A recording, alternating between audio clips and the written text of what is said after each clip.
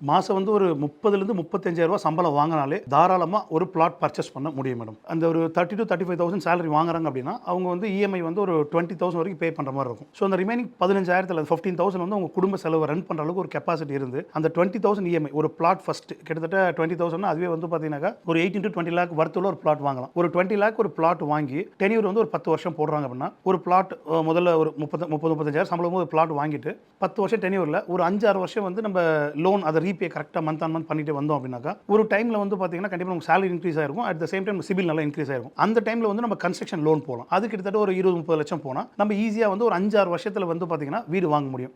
இதில் ரெண்டுமே இருக்குது. நம்ம எல்லாருமே என்ன யோசிப்போம் அப்படின்னாக்கா இஎம்ஐ வந்து நம்மளை கரெக்டாக வளர விடுமா, நல்லா வாழ விடுமானா கண்டிப்பாக இல்லை. தேவையில்லாத பொருட்களுக்கும் அத்தியாவசியம் இல்லாத பொருட்களுக்கும் ஒரு விஷயத்துக்கும் கண்டிப்பாக இஎம்ஐ தேவையில்லாத ஒன்று, அது நம்மளை காலி பண்ணிடும். நம்மளை வந்து நல்லா வாழ வைக்கிற மாதிரி தெரியும், ஆனால் நல்லா வாழ வைக்காது. அதே சமயத்தில் எங்கே கொடுத்தாலும் ரெண்ட் கொடுத்தாகும். இன்னைக்கு 7,000 10,000 7,000 10,000 ரெண்ட் கொடுத்தாகும். அந்த ரெண்ட் 10,000 கொடுக்குறதுக்கு பதிலாக இன்னொரு 10,000 சேர்த்து ஒரு பிளாட் அட்ஜஸ்ட் பண்ணி வாங்கி, ஆனால் அந்த டைமில் ரெண்ட் இருக்கும். அந்த கிரிட்டிக்கல் நம்ம ஃபேஸ் பண்ணி நம்ம ட்ராவல் பண்ணியாச்சுன்னா ஒரு 5-6 வருஷத்துக்கு நம்ம சொந்த வீட்டுக்கு போகிறதுக்கான பாசிபிலிட்டி ஜாஸ்தி.